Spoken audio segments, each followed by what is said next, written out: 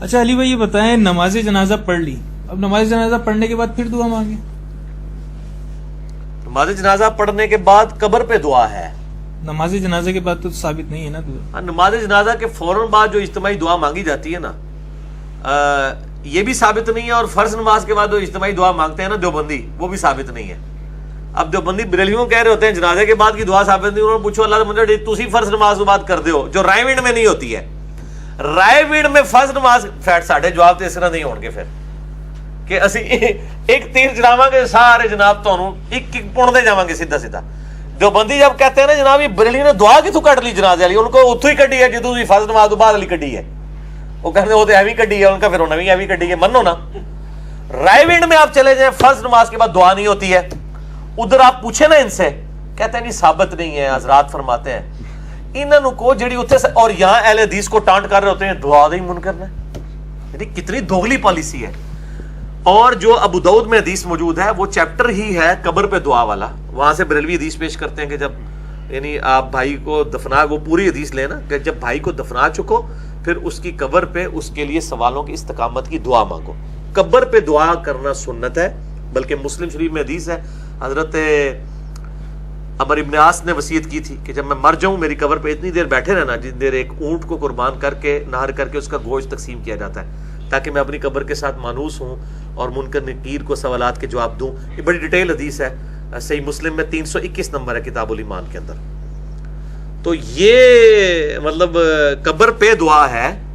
باقی یہ کہنا ہے جنازے کے بعد دعا کی کیا ضرورت ہے قبر پہ بھی، تو جیسے فرض نماز کے بعد بھی تو دعائیں ہم کرتے ہیں نا، انڈیویجول تو کرتے ہیں اللہم انت السلام منک السلام، حالانکہ نماز میں بھی دعائیں کر چکے ہوتے ہیں، وہ علیحدہ سے اذکار ہیں، یہ علیحدہ سے اذکار ہیں۔ اچھا علی بھائی اس سے ایک اور سوال نکلتا ہے، نماز کے بعد کے جتنے بھی اذکار ہیں عموماً وہ ساری دعائیں ہیں۔ جی دعائیں ہیں۔ اب وہ جو دعائیں رپورٹ ہوئی ہیں وہ صحابہ نے سنی ہیں، تو اس سے تو یہی معلوم ہوتا ہے کہ وہ جہرن نبی کریم صلی اللہ علیہ وسلم نے پڑھی ہیں۔ جی بالکل اس طرح ہی ہے، وہ اس طرح نہیں۔ اگر کوئی جہرن پڑھ رہا ہے اور پیچھے کوئی آمین کہہ دیتا ہے تو وہ بدعت ہو جائے گی؟ نہیں اس طرح نہیں ہوتا۔ مسئلہ یہ ہے کہ آپ صلی اللہ علیہ وآلہ وسلم نے جو تعلیمات یعنی دی ہیں نا دعا کے حوالے سے، وہ بعض اوقات آپ صلی اللہ علیہ وسلم خود جان بوجھ کے اس کو بلند آواز میں پڑھ دیتے تھے، یہ عادت نہیں ہوتی تھی امت کو سکھانے جی سکھانے کے لیے۔ جیسا کہ اما عائشہ روایت کرتی ہیں کہ آپ فجر کی پہلی رکعت میں قل یا ایھا الکافرون اور دوسری میں قل هو اللہ احد پڑھتے تھے، وہ ایک دفعہ آپ نے سنوا دیا ان کو۔ اسی طریقے سے بخاری مسلم میں حدیث ہے کہ آپ صلی اللہ علیہ وسلم نے بعض کا ظہر اثر میں بھی جب صورت ملائی تو چند آیات بلند آواز میں پڑھ دی تاکہ ہمیں پتہ چل جائے، تبھی تو صحابہ نے روایت کی نا، یہ عمومی عمل نہیں تھا۔ یہاں بھی جو سنت اذکار ہے یہ نہیں کہ آپ ہمیشہ ہی بلند آواز سے کرتے تھے، ایک دو بار کر کے تعلیم فرما دی ہوں گے، کبھی اونچی آواز سے کبھی بٹھا کے، اسی لیے تو اذکار بھی 17 کے قریب ہے۔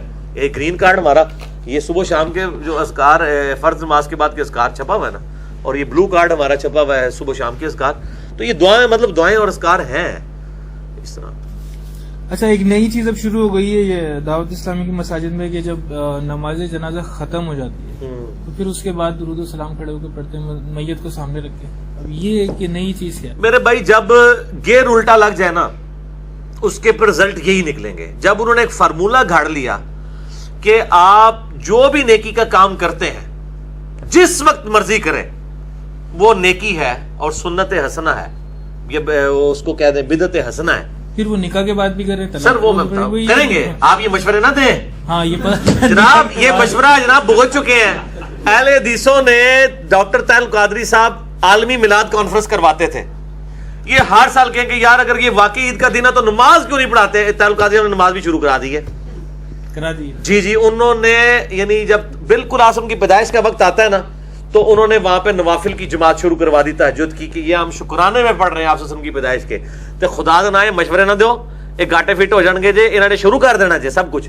اب مسئلہ ہے کہ ان کا گیئر لگ چکا ہے الٹا، اب وہ سارے معاملات کرتے جا رہے ہیں۔ اس کو جواب ان کو یہ نہیں دینا، آپ نے آپ ان کو وہ جواب دیں جو یہ کر نہیں سکیں گے، اور انجینئر صاحب تو ہم دس دینے، ان سے کہیں کہ آپ جنازے کی جو نماز ہے اس کی بھی اذان شروع کروائیں، اور عید کی جو نماز ہے اس کی بھی اذان شروع کروائیں اور اقامت بھی شروع کروائیں۔ یہ اتنی بڑی شڑول ہے کہ یہ نہیں کر سکیں گے کیونکہ فقہ حنفی کی پرانی کتابیں بھی چینج کرنی پڑ جائیں گی ساری۔ تو ان کو کہ یار سنت حسنہ ہے، اذان کی آواز سے بخاری مسلم میں حدیث ہے شیطان کتنے کلومیٹر یعنی وہ 40 میل دور بھاگ جاتا ہے, اس کی ہوا خارج ہو جاتی ہے. تو یار جنہوں نے آنا ہی سال کے بعد مسجد میں ہوتا ہے, عید کے لیے اذان ہی کو نہیں دیتے, آپ شیطان نساؤ یار, شروع کراؤ, ٹھیک ہے. تو یہ وہ کہیں گے نہیں جی ثابت نہیں, ان کو کہ آپ کی تو ڈیفینیشن ہی نہیں ثابت والی, آپ تو کہتے ہیں جو بھی نیک کام ہے جس وقت مرضی کر لو وہ ثابت ہے. اچھا, بریلوی مساجد میں کیا ہوتا ہے کہ جمعے کی نماز کے بعد درود و سلام پڑھا جاتا ہے کھڑے ہو کے, یہ آپ کے علم میں ہے, یہ کب سے سٹارٹ ہوا, یہ طریقہ کار کس نے نکالا, کیا ہے یہ کچھ؟ جس نے بھی نکالا جی انہوں نے ہی نکالا ہوا ہے, ان کو پتا ہے کہ انہوں نے سب کچھ کام شروع کیا ہے. اب مسئلہ یہ تو ہے نہیں, وہ تو ان کی تو یہ مسئلہ ہی نہیں ہے نا کہ کب نکلا ہے. وہ کہتے ہیں آج بھی آپ نکال دیں نا کوئی چیز تو جائز ہے, جائز ہے.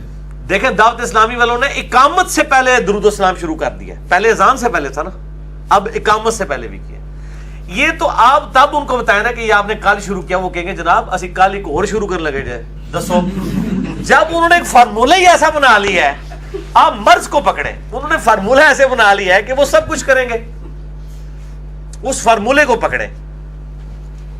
یہ میں آپ کو بتاتا ہوں, میں نے بدعت کے اوپر مسئلہ 75A اور B 5 گھنٹے کی گفتگو ریکارڈ کروائی ہے. ان کا پتہ کیا فارمولہ, یہ کہتے ہیں کہ جو بھی کام نیکی کا ہے اگر وہ منع نہیں تو آپ کر سکتے ہیں. یہ انہوں نے ڈیفینیشن بنا لی ہے. ہم کہتے ہیں کہ آپ صلی اللہ علیہ وسلم نے ایک جملے سے ہی منع فرما دیا ہے.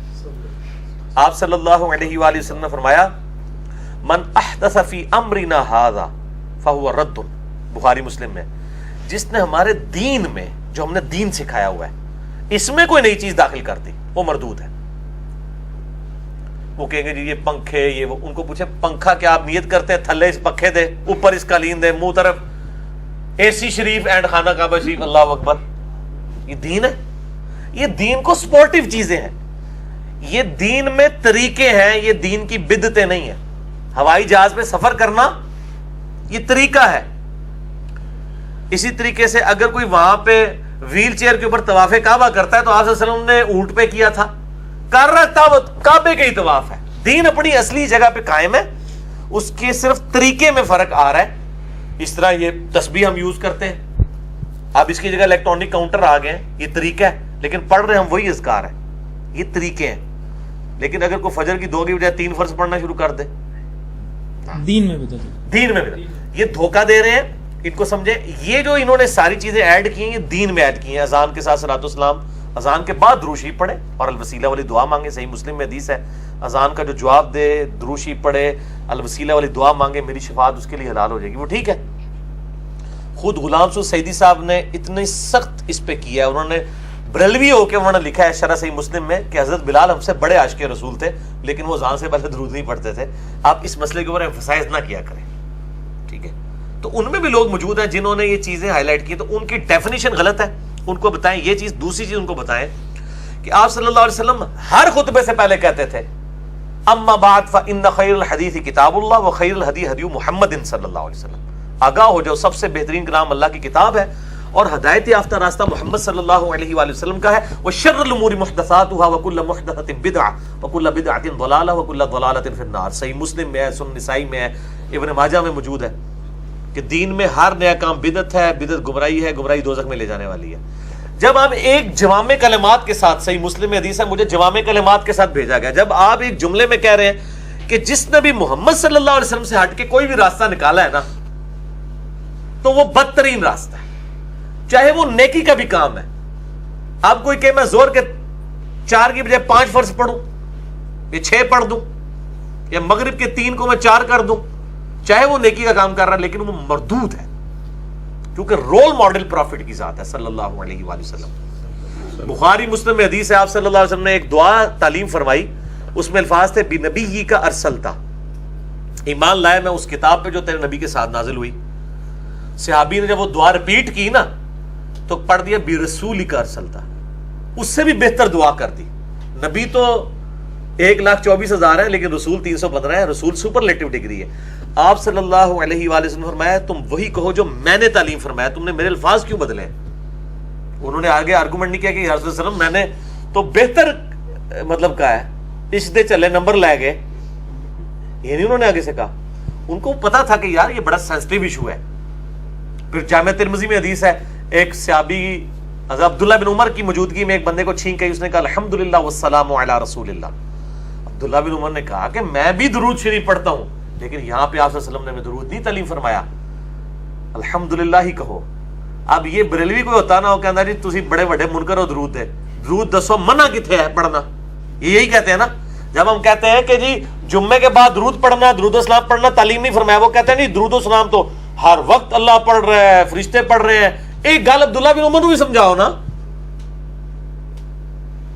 ان کو تو اس نے آگے سے نہیں کہا کہ آپ درود کے منکر ہیں، ان کے بلکہ پہلے ہی وہ ڈیفینسو موڈ میں چلے گئے، ان کا میں بھی کہتا ہوں والسلام علی رسول اللہ، لیکن یہاں پر نہیں۔ تو یہ بڑے یعنی جس کو کہتے ہیں نا کہ بڑی جرت کر رہے ہیں، پھر اس سے بڑی جرت ہے کہ یہ دین میں ایک چیز داخل کرتے ہیں جو نہیں کرتا اس پہ پھر قدغن لگاتے ہیں۔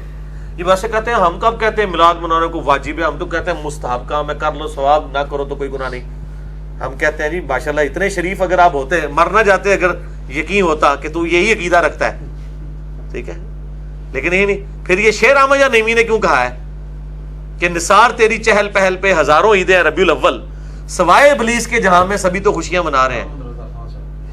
نہیں احمد رضا خان نہیں، مفتی احمد جہاں نیمی کا شعر ہے، نہیں ان کا نہیں ہے، احمد جہاں نیمی کا، مجھے پتا ہے۔ نثار تیری چہل پہل پہ ہزاروں عیدیں ربیع الاول، سوائے ابلیس کے جہاں میں سبھی تو خوشیاں منا رہے ہیں۔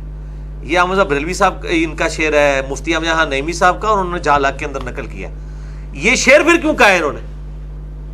یہ تو نہیں کہنا چاہیے ان کو، ابلیس تو کہہ رہے ہیں، سلوگن بھی یہی ہوتا ہے ان کا، ہاں، ہر جگہ لکھا ہوا بھی یہی تو پھر ہے۔ مستحب ایک مستحب کام کوئی نہیں کر رہا، اس کو آپ ابلیس کہہ رہے ہیں، ٹھیک ہے، اور وہ ایسا کام جو خود آپ مانتے ہیں کہ 650-700 سال کے بعد شروع ہوا ہے، ٹھیک ہے، اور آپ اس کے اوپر قدغن دوسروں کے اوپر لگا رہے ہیں، کہتے ہیں لیکن بعد میں اس کو حصہ بنا لیتے ہیں۔